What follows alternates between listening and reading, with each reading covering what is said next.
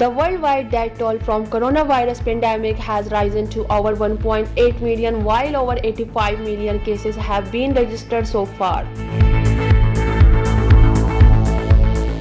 Japan PM says considering issuing COVID-19 state of emergency for Tokyo area. In Syria, at least 9 army soldiers have been killed in an attack by suspected Daesh militant. Prime Minister of Pakistan Imran initiative in various fields during 2020. US Congress passes Malala Yousafzai Scholarship Act for Pakistani women. Health experts have raised concern over India emergency approval of a coronavirus vaccine by local firm Bharat Biotech before the completion of trials.